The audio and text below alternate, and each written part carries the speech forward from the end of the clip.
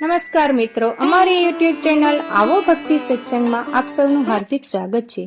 તો મિત્રો, આપણે આજના વિડીયોમાં દશામાનું વ્રત કેવી રીતે કરવું તેની વિધિ જાણીશું અને પછી તેની કથા સાંભળીશું। તો વિડીયોના અંત સુધી બધા બન્યા રહેજો। વિડીયો પસંદ આવે તો લાઈક કરી, ચેનલ પર નવા હોય તો ચેનલને આજે સબસ્ક્રાઇબ કરી લેજો, જેથી કરીને આવા અવનવા ધર્મ ભક્તિના વિડીયો આપ સુધી પહોંચતા રહે। તો મિત્રો, હવે આપણે દશામાના વ્રતની વિધિ જાણીશું। તો આ વ્રત અષાઢ વદ અમાસના દિવસે લેવાય છે।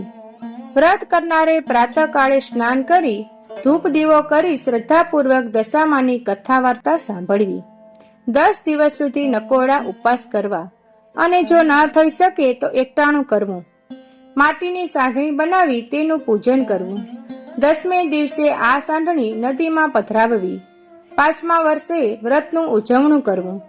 ઉજવણીમાં યથાશક્તિ સોના ચાંદી કે પંચધાતુની સાંઢણી બનાવરાવીને બ્રાહ્મણને દાનમાં આપવી, વસ્ત્રદાન કરવું, દક્ષિણા આપવી।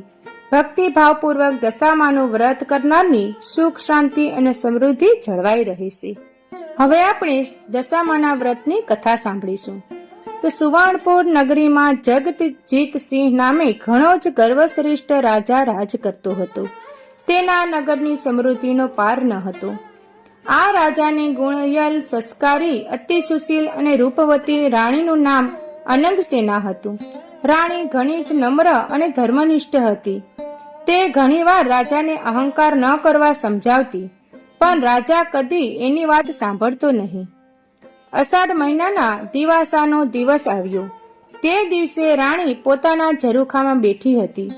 તેણે નદીના કિનારે કેટલીક સ્ત્રીઓને વ્રત કરતી જોઈ, તેથી રાણી કુતૂહલવશ થઈ।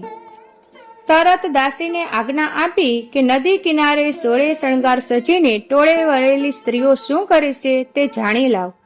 દાસી દોડતી દોડતી સ્ત્રીઓ પાસે ગઈ અને પૂછવા લાગી કે તમે બધા શું કરો છો? ત્યારે એક સ્ત્રીએ જવાબ આપતા કહ્યું, અમે દશામાનું વ્રત કરીએ છીએ। આ વ્રતની વિધિ એવી છે કે સૂતરના 10 તાર લઈ 10 ગાંઠો વાળવી, ગાંઠે ગાંઠે કંકુના સાંદલા કરવા। ત્યારબાદ સ્ત્રીએ વ્રત ક્યારે કરવું, કેવી રીતે કરવું વગેરે જણાવ્યું। દાસીએ મહેલમાં આવીને રાણીને બધી વાત કરી। ધાર્મિક સ્વભાવની રાણીને પણ આ વ્રત કરવાની ઈચ્છા થઈ। તેણે મનથી વ્રત કરવાનું નક્કી કરી લીધું। તેણે આ વાત રાજાને જણાવી તો અહંકારી રાજાએ ના પાડી દીધી અને કહ્યું, આ વ્રત તો ગરીબ ગુરબા માટે છે। તારે તો ઘણી સાહેબી છે, ધન દોલત, નોકર ચાકર, બાગ બગીચા, રાજપાટ બધું છે, માટે આ વ્રત કરવાનું જ છોડી દે। રાજાના અભિમાન ભર્યા વચન સાંભળી રાણીનું દિલ દુભાયું। એ જાણતી હતી કે ગમે તેવી સમજાવટ છતાં અભિમાની રાજા એકનો બે થવાનું નથી। રાજાએ અહંકાર, ગર્વ અને અભિમાનમાં ચકચૂર થઈને દશામાના વ્રતનું અપમાન કર્યું।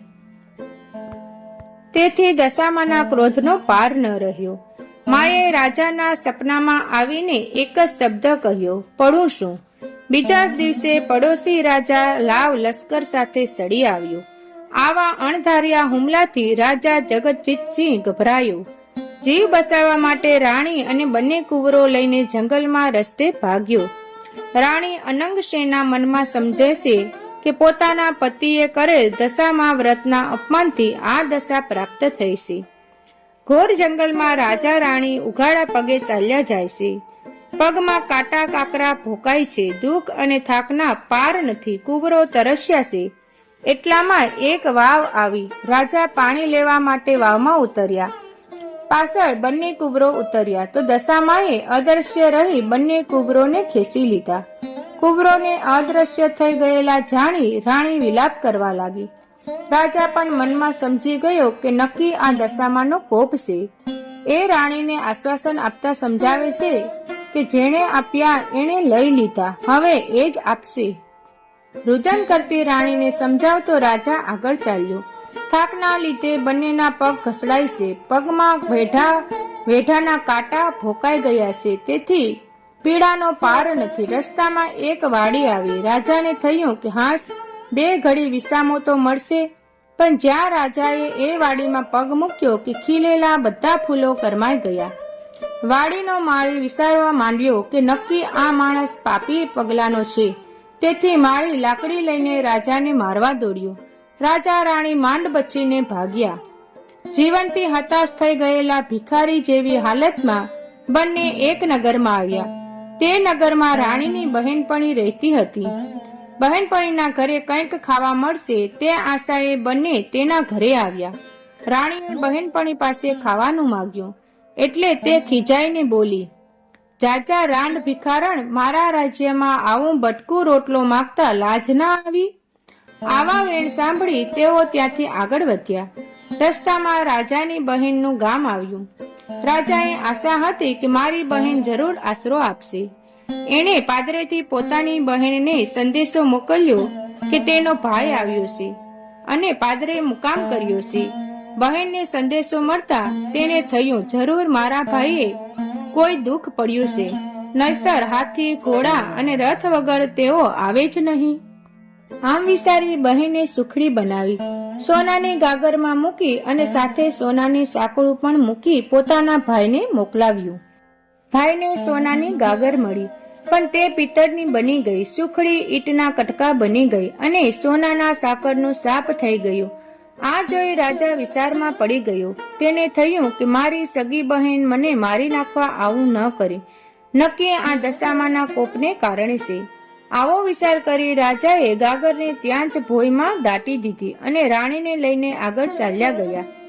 આગળ જતા રસ્તામાં એક મોટી નદી આવી. નદીના કાંઠે ભીમડાના વાડા હતા. રાણીએ ખેડૂતને 2 હાથ જોડી કહ્યું, ભાઈ, અમને ખૂબ જ ભૂખ લાગી છે, દયા કરી એક સીભડું ખાવા આપો તો સારું. ખેડૂતને તેમની ઉપર દયા આવી. તેને એક સીભડું તોડી રાણીને આપ્યું. રાજા રાણીએ નિયમ હતો કે સૂર્યનારાયણને અસ્ત થયા પછી ખાવું નહીં. તેથી રાણીએ સીભડું ચાલામાં ચંતોડી દઈ છૂઈ ગયા. પૂર્વ બન્યું એવું કે એ ગામના રાજાના કુંવર 2 દિવસ પહેલા રિસાઈને ભાગી ગયો હતો. સિપાઈઓ કુંવરને શોધમાં નીકળ્યા હતા. સિપાઈઓ શોધતા શોધતા અહીં આવી ચડ્યા. તેમણે રાણીને સલાહમાં કાંઈક સંતાડેલું જોઈ બોલ્યા, બહેન, તમારા ચલ્લામાં આ શું છે? ભાઈ, આ તો સીભડું છે. સૈનિકોએ તેને બહાર કાઢી બતાવવા કહ્યું. રાણીએ તો ચાંદલામાંથી સીભડું બહાર કાઢ્યું, પણ દશામાના કોપને કારણે તે સીભડું કુંવરનું માથું બની ગયું. આથી રાજાના સિપાહીઓ ખૂબ જ ગુસ્સે થઈ ગયા અને બોલ્યા, તમે રાજાના કુંવરને મારી નાખ્યો છે. આમ બોલી તેમને દોરડાથી બાંધીને લાતો મારતા નગરમાં લઈ ગયા. નગરના રાજાને બધી વાત કરી.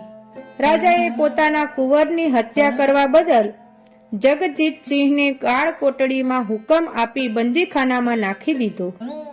રાજા વગર વાક્યે કેદ થયો. તેથી રાણી અનંગસેના પણ દુઃખનો પહાડ તૂટી પડ્યો. એ રોજ જંગલમાં જતી ને લાકડાનો ભારો લઈ આવતી.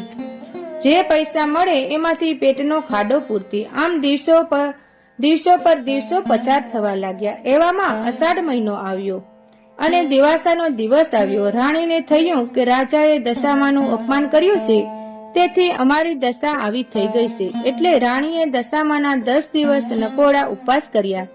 માટીની સારણી બનાવી માની પૂજા કરી અને આર્ત સ્વરે માની સ્તુતિ કરી.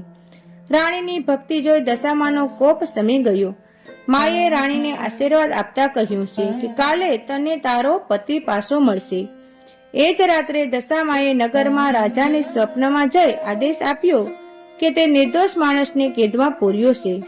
તારો કુંવર તો એના મોસાળમાં લીલા લહેરે કરે છે, સવારે પાછો આવી જશે. સવાર પડતા દશામાની કૃપાથી કુંવર પાછો આવી ગયો. રાજાએ જાતે જઈને જગતસિંહને બંદીખાનામાંથી મુક્ત કરી ક્ષમા માંગી. એટલું જ નહીં, ખૂબ ધન પણ આપ્યું. રાજા રાણી રથમાં બેસી સુવર્ણપુર આવવા નીકળ્યા. રસ્તામાં બહેનનું નગર આવ્યું. રાજાને પેલી ગાગર યાદ આવી. પાદરે આવીને ખાડો ખોદીને જોયું તો ગાગરમાં સોનાનું સાંકળું અને સુખડી હતી. એટલામાં બહેન પણ આવી. તે ભાઈ ભાભીને આગ્રહ કરી પોતાના ઘરે લઈ ગઈ. રાજા રાણી 2 દિવસ ત્યાં રોકાઈને આગળ ચાલ્યા.